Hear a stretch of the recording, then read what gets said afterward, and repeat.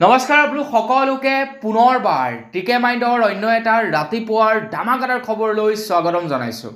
অন্য দিনাৰ দৰে আজিও আপোনালোকৰ বাবে দিনটোৰ কেইবাটাও গুৰুত্বপূৰ্ণ খবৰ লৈ আহিছোঁ। আজি খবৰকেইটা আৰম্ভ কৰাৰ আগতে সৰুকৈ এটা ৰিকুৱেষ্ট, যদি খবৰসমূহ ভাল লাগে লাইক এটা কৰি থৈ যাব। আগবাঢ়িছোঁ আজিৰ প্ৰথমটো খবৰ ফালে। প্ৰথম খবৰটো ওলাইছে বলিউডৰ এক্টৰ সোনু সুদৰ ওপৰত। তো সোনু সুদক নিশ্চয় আপোনালোকে চিনি পায়। লকডাউনৰ সময়ত তেখেতে আমাৰ অসমৰ বহু কেইজন শ্ৰমিকক সহায় কৰিছিলে। অকল সেয়াই নহয়, ভাৰতবৰ্ষৰ বহুতো শ্ৰমিকক তেখেতে সহায় কৰিছিলে। তেখেতৰ নিজা টকাৰে, তেখেতৰ ব্যক্তিগত টকাৰে সহায় কৰিছিলে।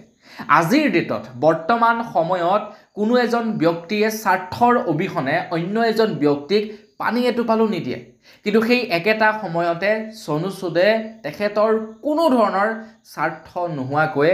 বহুতো লোকক সহায় কৰিছে লকডাউনৰ সময়ত। আৰু এতিয়া খবৰ ওলাই পৰিছে সোনু সুদে প্ৰায় 1000খন চাইকেল বিতৰণ কৰিছে পাঞ্জাৱত ছোৱালীসকলক, ছাত্ৰ ছাত্ৰীসকলক প্ৰায় 1000খন তেখেতে চাইকেল বিতৰণ কৰিছে। কিন্তু এই খবৰটো আপোনালোকে কোনো সংবাদ মাধ্যমত খুচৰিলেও নাপাব, কাৰণ সংবাদ মাধ্যমৰ পৰা বহু আঁতৰত থাকি তেখেতে এই কামটো কৰিছে। কিন্তু মই খবৰটোৰ সম্পৰ্কে গম পালোঁ আৰু সেইবাবে ভাবিলোঁ আপোনালোকক জনাই দিওঁ এনেকুৱা এজন মহান ব্যক্তিৰ বিষয়ে, যিজনে নেকি কোনো ধৰণৰ ব্যক্তিগত স্বাৰ্থ নোহোৱাকৈ মানুহক নিস্বাৰ্থভাৱে সহায় কৰিছে। মই ভাবোঁ এনেকুৱা ধৰণৰ মানুহ থকাটো প্ৰয়োজন। এনেকুৱা ধৰণৰ প্ৰত্যেকজন ব্যক্তি হ'ব লাগে। যদি আমাৰ ভাৰতবৰ্ষৰ প্ৰত্যেকজন ধনী ব্যক্তি এনে হ'লহেঁতেন নহয় ন, মানুহ দুখীয়াই নহ'লহেঁতেন, কোনো দুখীয়া মানুহ নাথাকিলেহেঁতেনেই। আগবাঢ়িছোঁ ইয়াৰ পাছৰটো খবৰ ফালে। ইয়াৰ পাছৰ খবৰটো ওলাইছে অৰুণাচল প্ৰদেশৰ পৰা। অৰুণাচল প্ৰদেশৰ পৰা খবৰ ওলাইছে যে অৰুণাচল প্ৰদেশত আৰু এটা বৃহৎ নদীবান্ধ হ'বলৈ গৈ আছে বুলি খবৰ ওলাই পৰিছে। খবৰ লোৱা অনুসৰি অৰুণাচল প্ৰদেশত এতিয়া নিৰ্মাণ কৰা হ'ব এটা বৃহৎ নদীবান্ধ। প্ৰায় 700 মেগাৱাট বিদ্যুৎ উৎপাদন কৰিব পৰাকৈ এটা নদী বান্ধৰ প্ৰস্তুত কৰিব বুলি জনাইছে, য'ত নেকি প্ৰায় 8146.21 কোটি টকা অনুমোদন আগবঢ়াইছে। প্ৰায় 72 মাহত গোটেই নদী বান্ধটো সম্পূৰ্ণ হৈ উঠিব বুলি জনাইছে। মানে প্ৰায় 6 বছৰ লাগিব এই নদী বান্ধৰ কাম সম্পূৰ্ণ কৰিবৰ কাৰণে, আৰু 6 বছৰত গোটেই নদী বান্ধৰ কাম কমপ্লিট হৈ যাব বুলি জনাইছে। আকৌ এটা বৃহৎ নদীবান্ধ হ'বলৈ গৈ আছে অৰুণাচল প্ৰদেশত। আমাৰ অসমত যিকেইটা নেকি নদীবান্ধ আছে, বা যেনে নেপকো হৈ গ'ল, যেনে NHPC হৈ গ'ল, যোৱাকালি নেপকোৱে হঠাতে পানী এৰি দিলে।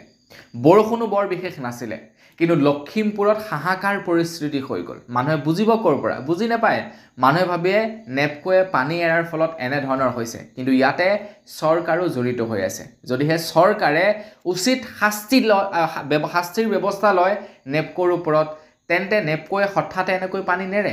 কিন্তু চৰকাৰে ঢিলা দি দিয়াৰ কাৰণে হঠাতে পানী এৰি দিলে, আৰু যোৱাকালি লখিমপুৰ গোটেই পানীত ডুব গৈ আছে। গতিকে মানুহ জাগিবৰ হ'ল এতিয়া, এনেধৰণৰ কাম কাজবিলাকৰ ওপৰত মাত মাতিবলৈ হ'ল। আগবাঢ়িছোঁ ইয়াৰ পাছৰটো খবৰ ফালে। ইয়াৰ পাছৰ খবৰটো ওলাই পৰিছে টিহুৰ পৰা। আপুনি বাৰু এই ভিডিঅ'টো ক'ৰ পৰা বৰ্তমান সময়ত চাই আছে কমেণ্ট ছেকশ্যনত জনাবচোন।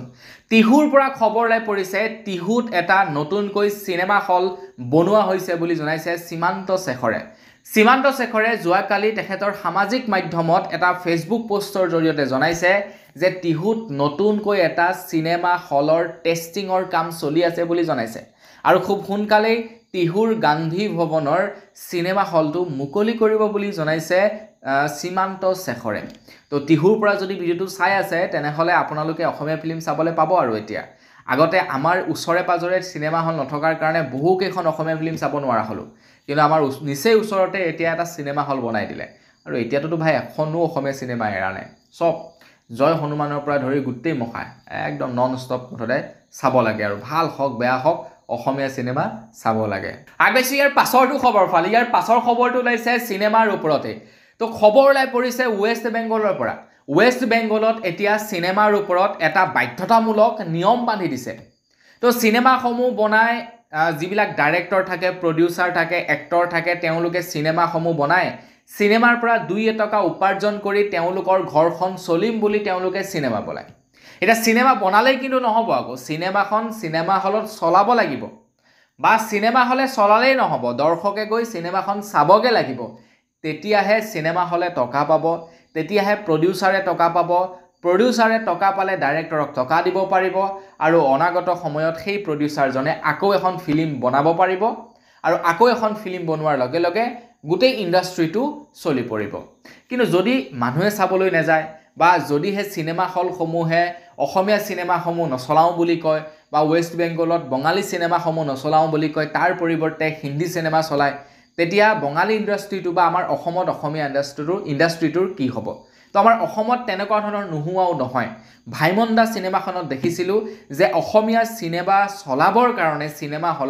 চিনেমা হলৰ যিসকল নেকি মালিক থাকে তেওঁলোকে আপত্তি দৰ্শায় যে নাই এইখন নচলে আমি নচলাও প্ৰাইম শ্ব' আমি নিদিওঁ ঠিক তেনেকৈ আমাৰ ৰবিদাৰ এখন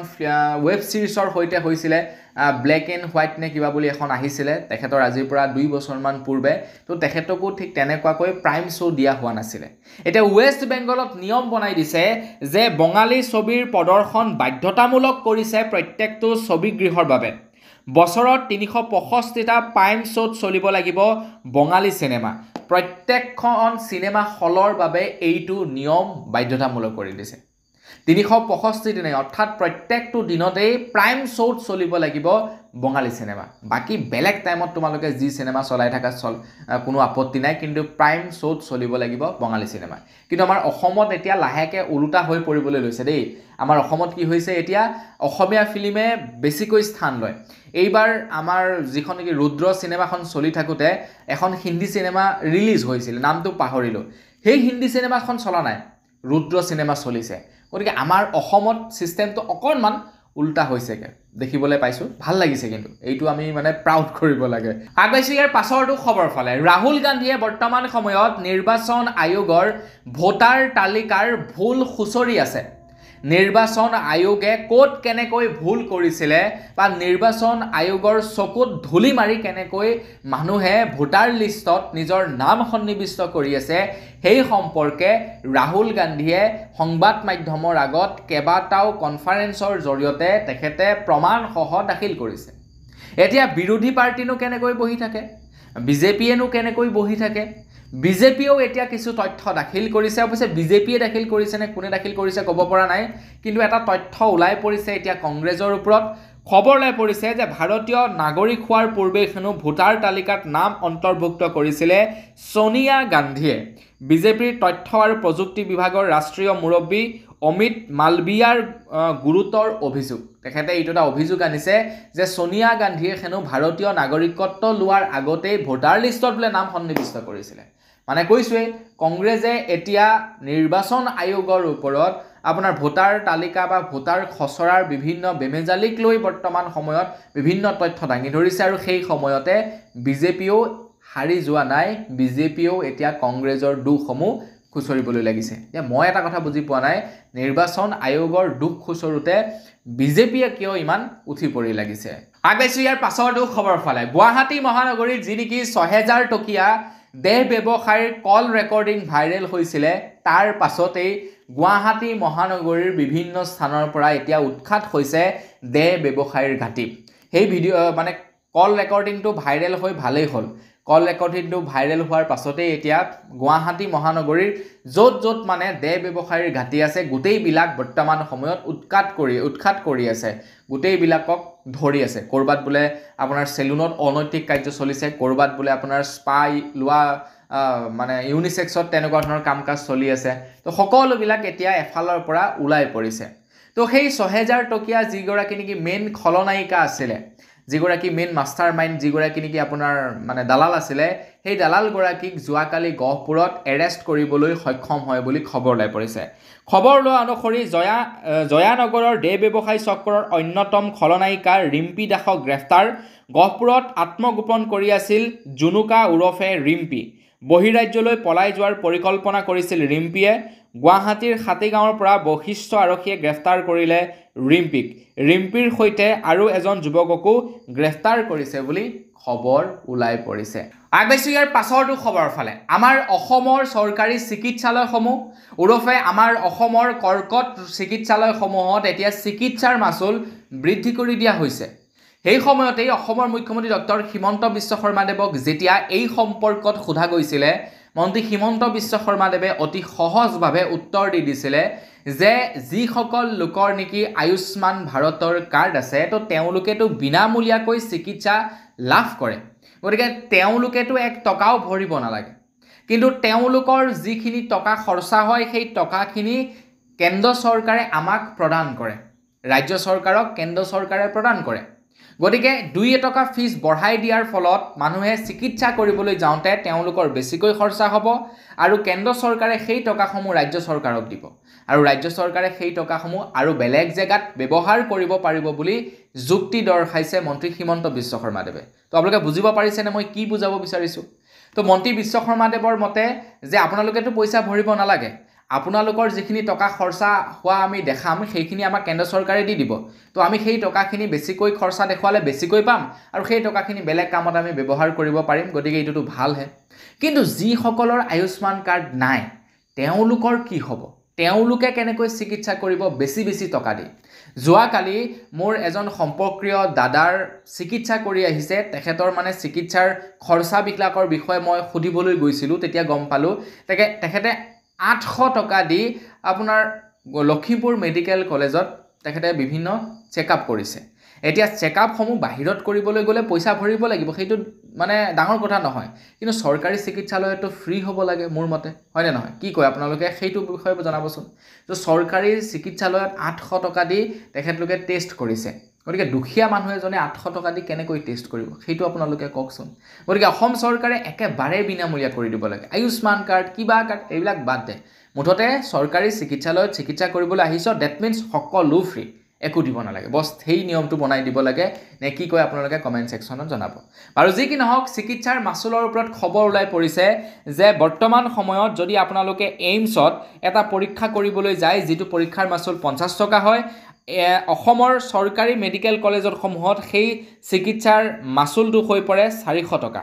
20 টকাত হোৱা স্বাস্থ্যৰ পৰীক্ষাৰ মাচুলটো হৈ পৰে আমাৰ অসমৰ চৰকাৰী মেডিকেলত প্ৰায় 150 টকা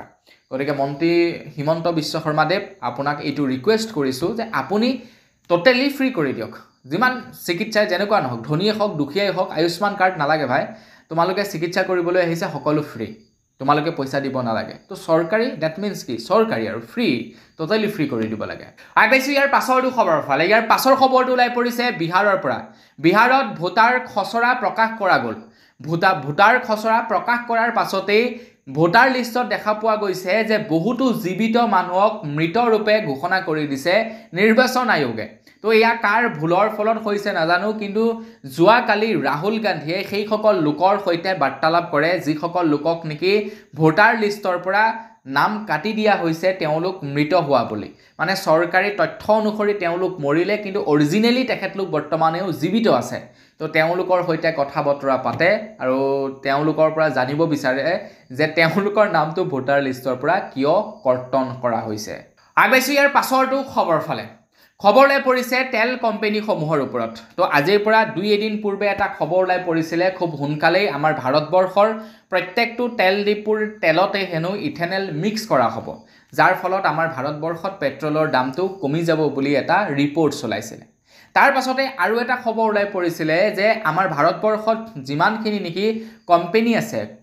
অইলৰ কোম্পানী আছে অইল কোম্পানী সমূহৰ হেনো যথেষ্ট পৰিমাণৰ লোকচান হৈছিল যাৰ বাবে কেন্দ্ৰ চৰকাৰৰ ফালৰ পৰা 30,000 কোটি টকাৰ তেওঁলোকক সাহায্য আগবঢ়াইছিলে 30,000 কোটি টকা কিন্তু ৰিপৰ্টছে কি কয় ৰিপৰ্টছে কৈছে যে ৰাছিয়াৰ পৰা কম দামত তেল ক্ৰয় কৰি অধিক মূল্যত তেওঁলোকে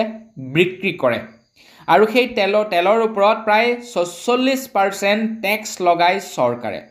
3 বছৰত প্ৰায় 25% লাভ বৃদ্ধি হৈছে হেনো তেল কোম্পানীসমূহৰ কিন্তু তাৰ পাছতো তেল কোম্পানীসমূহে কয় যে আমাৰ লোকচান হৈছে আৰু তাৰ বাবে তেওঁলোকক 30,000 কোটি টকাৰ তেওঁলোকৰ বাবে আৰ্থিক পেকেজ আগবঢ়াইছে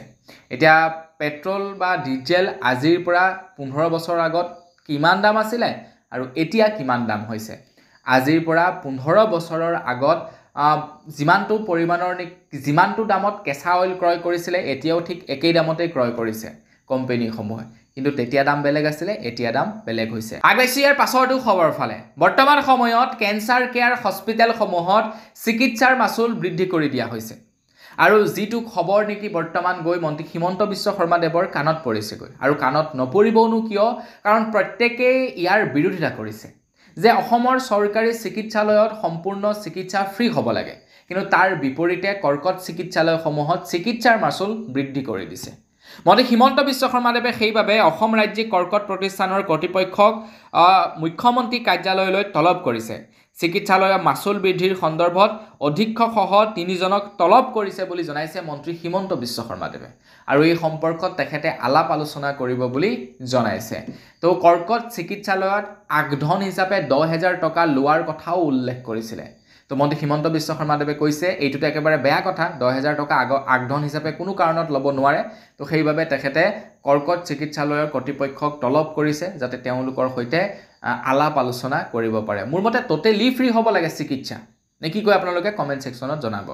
আগবাইছো ইয়াৰ পাছৰটো খবৰ ফালে ইয়াৰ পাছৰ খবৰটো ওলাই পৰিছে দিল্লীৰ পৰা দিল্লীৰ উচ্চতম ন্যায়ালয়ৰ কেইজনমান বিচাৰপীঠে এটা ৰায় প্ৰদান কৰিছিলে যে দিল্লীত যিমানখিনি নেকি আৱাৰা কুকুৰ আছে গোটেই কুকুৰখিনি কুকুৰৰ আশ্ৰমত নি ভৰাবগে লাগিব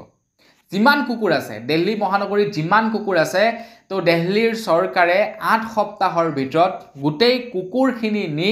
কুকুৰ আশ্ৰমত নি ভৰাবগে লাগিব বুলি এটা নিৰ্দেশনা জাৰি কৰি দিছিল তো এটা বিচাৰপীঠৰ দলে এই সিদ্ধান্তটো যেতিয়াই নেকি দাঙি ধৰিলে বা এই নিৰ্দেশনাটো যেতিয়াই নেকি দিলে দিল্লী চৰকাৰক তো এই নিৰ্দেশনাৰ পাছতেই এতিয়া আমাৰ ভাৰতবৰ্ষৰ উচ্চতম ন্যায়ালয়ৰ মুখ্য ন্যায়াধীশ বি.আৰ. গাভাই এই বিষয়টোৰ স্থগিতাদেশ জনাইছে তেখেতে কৈছে এই বিষয়টো আমি চালি জাৰি চাম তাৰ পাছতে ইয়াৰ সম্পৰ্কত নিৰ্দেশনা জাৰি কৰিম বুলি জনাইছে মানে গোটেই যেটো নেকি নিৰ্দেশনা দিছিলে সেই নিৰ্দেশনাটো স্থগিতাদেশ কৰিছে মানে এটা বিচাৰপীঠৰ দলে ক'লে যে দিল্লী চৰকাৰক যে আপোনালোকে 8 সপ্তাহৰ ভিতৰত যিমানখিনি নেকি কুকুৰ আছে গোটেই কুকুৰখিনিক কুকুৰ আশ্ৰমত ৰাখিব লাগিব এটা দিল্লীত কিমান কুকুৰ আছে বাৰু গোটেই কুকুৰখিনিক যদি ধৰি নিবলৈ হয় কম জায়গা লাগিব তো সেই কাৰণে বি.আৰ. গাভাই কৈছে যে এই সম্পৰ্কত আমি আলোচনা কৰিম আকৌ এখন তেখেতে বিচাৰপীঠ গঠন কৰিছে আগবাইছো ইয়াৰ পাছৰটো খবৰ ফালে আজিকালি সামাজিক মাধ্যমত আপোনালোকে ইচ্ছা কৰিলে কিবা এটা লিখিব নোৱাৰে যদি কিবা এটা লিখি দিয়ে সেইটো যদি চৰকাৰ বিৰোধী হয় তেন্তে আপোনাৰ ওপৰত একচন লোৱাৰো চান্সেছ থাকে যাৰ বাবে নেকি দেশৰ জ্যেষ্ঠ সাংবাদিক সম্পাদক সিদ্ধাৰ্থ ভৰদ্বাজৰ বিৰুদ্ধে অসম আৰক্ষীয়ে এটা গোচৰ ৰুজু কৰিছিলে আৰু এই গোচৰ ৰুজু কৰাৰ পাছতেই তেখেতৰ গোচৰটো উচ্চতম ন্যায়ালয় পায়গৈ আৰু উচ্চতম ন্যায়ালয়ে কৈছে যে কেৱল লেখা অথবা ভিডিঅ' বনালেই কোনো সাংবাদিকৰ বিৰুদ্ধে দেশদ্ৰোহিতাৰ গোচৰ ৰুজু কৰিব নোৱাৰি বুলি জনাইছে উচ্চতম ন্যায়ালয় মই ক'লো নহয় তেখেত এতিয়া এজন মানে জ্যেষ্ঠ সাংবাদিক হোৱাৰ কাৰণে তেখেত বাছি গ'ল কিন্তু এজন সৰ্বসাধাৰণ মানুহ হোৱা হ'লে আপুনি মানে আজিকালি একো এটা লিখিবই নোৱাৰে সামাজিক মাধ্যমত আপোনাৰ নিজৰ মত প্ৰকাশ কৰিব নোৱাৰে আপোনাৰ ওপৰত কুইকলি একচন লোৱা হ'ব কোনো এটা চৰকাৰী প্ৰতিষ্ঠান বা কোনো এজন মন্ত্ৰীৰ বিষয়ে এমএলএৰ বিষয়ে আপোনালোকে বেয়াকৈ লিখিব নোৱাৰে সিদ্ধা আপোনালোকক লৈ যাবহি জেললৈ আগবাইছো ইয়াৰ পাছৰটো খবৰ ফালে পুনৰ 5 বছৰৰ মূৰত প্ৰায় 5 বছৰৰ মূৰত ভাৰত আৰু চীনৰ মাজত বিমান যাত্ৰা আৰম্ভ হ'ব বুলি খবৰ ওলাই পৰিছে 5 বছৰৰ মূৰত পুনৰ আৰম্ভ হ'ব চীন ভাৰতৰ মাজৰ বিমান সেৱা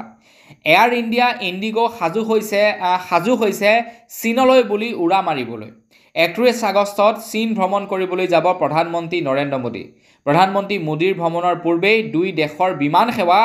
আৰম্ভ হোৱাৰ সম্ভাৱনা আছে বুলি জনাইছে 2020 চনৰ পাছত বিমান সেৱা বন্ধ কৰি ৰখা হৈছিল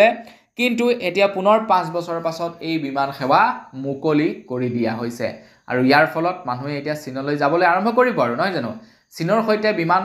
যাত্ৰা আৰম্ভ হোৱাৰ লগে লগে তো চীনৰ পৰা অহা বস্তুবিলাক আকৌ বাঢ়ি যাব আমাৰ ভাৰতত দাম কমি যাব বস্তুবিলাকৰ মানে ভাল হয় দুইখন দেশৰে ভাল হয় আগবাইছো ইয়াৰ পাছৰটো খবৰ ফালে ইয়াৰ পাছৰ খবৰটো ওলাই পৰিছে চৰাইদেউৰ পৰা চৰাইদেউৰ এখন বিদ্যালয়ৰ ফপুলা স্বৰূপ সেই বিদ্যালয়খনৰ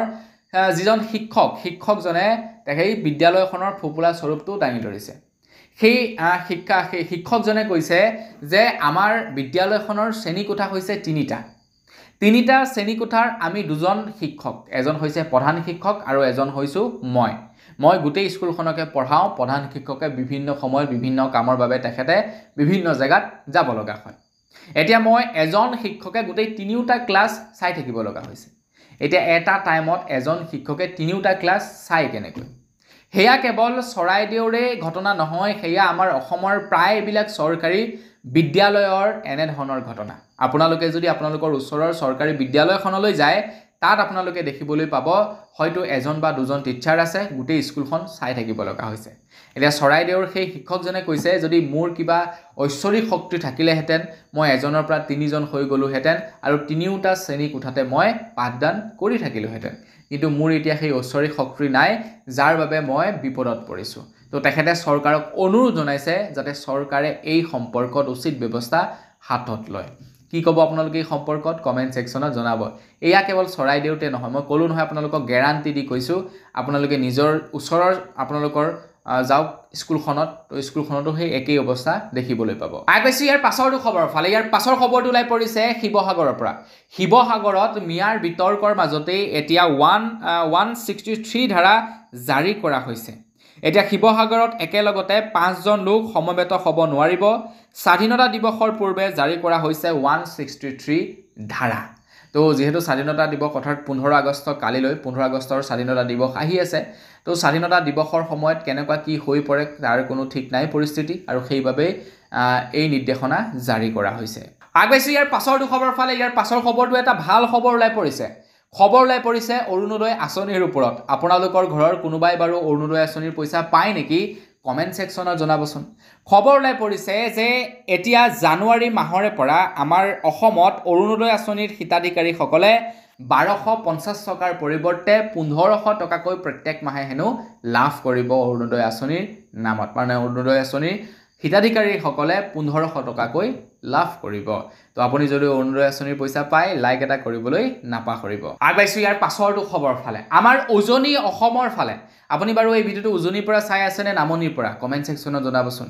আমাৰ উজনি অসমৰ খেতিয়কসকল এতিয়া হাৰাশাস্তিত ভুগিছে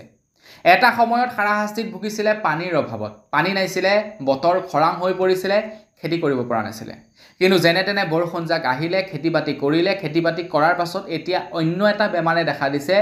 কোৰ পৰা জানো এইবাৰ আহি পৰিলে ডাঙৰ ডাঙৰ পোক অসমৰ খেতি পথাৰত আৰু সেই পোকসমূহে খেতি বাতি নষ্ট কৰি তহিলং কৰিছে হেয়া কেৱল আমাৰ নিজৰ দৃষ্টিকোণেই নহয় আমাৰ ইয়াতেতো বহুত খেতি নষ্ট কৰিছে আমাৰ ইয়াৰ পৰিৱৰ্তে উপৰিও মানে গোটেই উজনি অসমতে এই একেই স্বৰূপ আপোনালোকৰ তাত হৈছে নেকি বাৰু কমেন্ট সেকশনত জনাবচোন এনেকুৱাকে পোকখিনিয়ে খাইছে মানে আপোনাৰ গৰুৱে ছাগলীয়ে খোৱা দি খাই পেলাইছে একদম গুৰিৰ পৰা খাই পেলাইছে কোৰ পৰা আহিলে নাজানো আৰু পোকখিনি কোনোবাই আপোনাৰ চক্ৰান্ত কৰি দিয়ে দিলে নে কি নাজানো আৰু প্লেনৰ পৰা বলে পেলাই দিলে কিবা তেনেকুৱাই নে কি নাজানো কোৰ পৰা আহিছে উজনি অসমত সেই সম্পৰ্কে নাজানো কিন্তু ইমান ডাঙৰ ডাঙৰ পোক মানে অত্যাধিক নষ্ট কৰিছে হেয়া যে বাচিব তাৰ কোনো আশা নাই একদম গুৰিতে খাই পেলাইছে আগবাইছো ইয়াৰ পাছৰটো খবৰ ফালে আমাৰ অসমলৈ 2014 চনৰ 31 ডিসেম্বৰৰ পূৰ্বে যিসকল নেকি হিন্দু মানুহ আহিছিলে মুছলমান সকলক বাদ দি যিসকল লোক নেকি আহিছিলে প্ৰত্যেকই এতিয়া ভাৰতীয় নাগৰিকত্ব লাভ কৰিব বুলি জনাইছে 2014 চনৰ 31 মাৰ্চৰ পূৰ্বে যিমানখিনি নেকি মানুহ আহিছিলে আপোনাৰ কি কয় মুছলমানৰ বাদ দি কিন্তু ঠিক আছে দে যিখিনি নেকি মুছলমান আছিলে তেওঁলোকক কিন্তু ভাৰতীয় নাগৰিকত্ব নিদিয়ে মুছলমানৰ বিপৰীতে খ্ৰীষ্টিয়ান আপোনাৰ পাৰ্চী জৈন হিন্দু যিসকল নেকি আহিছিলে বিভিন্ন দেশৰ পৰা বিভিন্ন দেশত নিৰ্যাতিত হৈ তো তেওঁলোকক এতিয়া ভাৰতীয় নাগৰিকত্ব প্ৰদান কৰিব বুলি জনাইছে আৰু এই অভিযোগ আনিছে এতিয়া কৃষক মুক্তি সংগ্ৰাম সমিতি তৰফৰ পৰা চাওক চৰকাৰে কেনে ধৰণৰ চক্ৰান্ত কৰিছে আমাৰ লগত আগবাইছো ইয়াৰ পাছৰটো খবৰ ফালে ইয়াৰ পাছৰ খবৰটো ওলাইছে প্ৰাক্তন ক্ৰিকেটাৰ সুৰেশ ৰাইনাৰ ওপৰত আপুনি বাৰু ক্ৰিকেট খেল চাই নে নাচাই কমেন্ট সেকশনত জনাব যদি চাই তেন্তে নিশ্চয় আপোনালোকে সুৰেশ ৰাইনাক চিনি পায় এতিয়া সুৰেশ ৰাইনালৈ ইডিৰ সমন পঠিওৱা হৈছে এতিয়া ইডিৰ অফিচত তেখেতে আজি আহি হাজিৰ হ'ব লাগিব কাৰণ তেখেতে 1xbet নামৰ এটা এপ্লিকেশন প্ৰমোট কৰিছিলে যিটো এটা গেমলিং এপ্লিকেশন বুলি ক'ব পাৰি যিটো এটা গেমৰ এপ্লিকেশন যিটো প্ৰমোট কৰিছিলে যাৰ বাবে এতিয়া তেখেতলৈ ইডিৰ সমন জাৰি কৰা হৈছে এইবিলাক মানে আজিকালি ইলিগেল আপোনালোকে এই বস্তুবিলাক প্ৰমোট নকৰিব মোলৈ যে কিমান অফাৰ আহে নহয় মই আপোনালোকক কি কৈছো মানে এটা ভিডিও তেওঁলোকে সব কৰি মেলি দিব ভিডিও সিডিও বনাই মেলি দিব থাম্বনেল বনাই মেলি দিব তো ভিডিঅ'টো আপলোড কৰিব লাগে কোনোবাই দিব 5,000 কোনোবাই দিব 10,000 কোনোবাই দিব 20,000 মানে পইচা কি দিব তেওঁলোকে যে আপুনি খালি জাষ্ট আপলোড কৰি দিয়ক ডেইলি এটা ভিডিঅ' আপোনাক 100টা ভিডিঅ'ৰ কন্ট্ৰাক্ট দিম আপোনালৈ কন্ট্ৰাক্ট পঠাইছো আপুনি খালি সাইন কৰি দিয়ক মানে কি যে ডেইলি মানে তেনেকুৱা আহে এইবিলাক ভুলটো নকৰিব চেনেল বৰবাদ হৈ যাব আগবাইছো একেবাৰে হেখৰটো খবৰৰ ফালে যোৱা কালি গুৱাহাটী মহানগৰীৰ এটা খবৰ আপোনালোকক জনাইছিলো আৰু কৈছিলো যে এজন অসমীয়া কেইজনমান অনা অসমীয়াই মিলি বৰ বেয়াকৈ মাৰধৰ কৰিলে এখন ওয়াইন শ্বপলৈ এজন অসমীয়া গৈছিলে মদ কিনিবৰ বাবে আৰু মদ কিনিবলৈ যাওঁতে ওয়াইন শ্বপৰ মালিকৰ হৈতে আমাৰ অসমীয়াজনৰ অকনমান মদ বিনিময় হ'ল তাৰ পাছত সেই ওয়াইন শ্বপখনৰ মালিকজনে কেইবাজনো যুৱক লগাই প্ৰায় 6 জনকৈ যুৱক লগাই গুৰুলকৈ প্ৰহাৰ কৰিলে অসমীয়াজনক আমাৰ অসমীয়া যুৱকজনক গুৰুলকৈ প্ৰহাৰ কৰিলে আৰু বৰ বেয়া অৱস্থা কৰি দিলে আৰু তাৰ পাছতে কৈছিল যে আমাৰ ভাৰত অসমৰ যিখিনি নেকি জাতীয় দল সংগঠন আছে তো তেওঁলোকে এই সন্দৰ্ভত কিবা এটা ব্যৱস্থা লওক কিন্তু যোৱাকালি এনে ধৰণৰ একো ভিডিঅ'ই দেখা নাপালো কোনো জাতীয় দল সংগঠনৰ মুখত এই যিটো নেকি ঘটনা হৈ গ'ল সেই ঘটনাৰ বিষয়ে এটা ওয়াৰ্ডো শুনা নাপালো খুব বেয়া লাগিছে অকল মুসলিম চিঞৰি থাকিলেই নহব ঠিক আছে তো এইবিলাকৰ ওপৰতো মাত মাতিব লাগিব তো বন্ধু বান্ধৱীসকল বস আজিৰ ভিডিঅ' জনাবলগীয়া খবৰ ইমানেই আছিলে খবৰসমূহ জানি কেনে পালে কমেন্ট সেকশনত জনাব যদি ভাল লাগিলে লাইক এটা কৰিব চেনেল যদি সাবস্ক্ৰাইব কৰা নাই সাবস্ক্ৰাইবটো কৰি ল'ব পুনৰ এটা লগ পোৱাৰ খাতিলে ভিডিঅ' মাগিছো ধন্যবাদ জয় অসম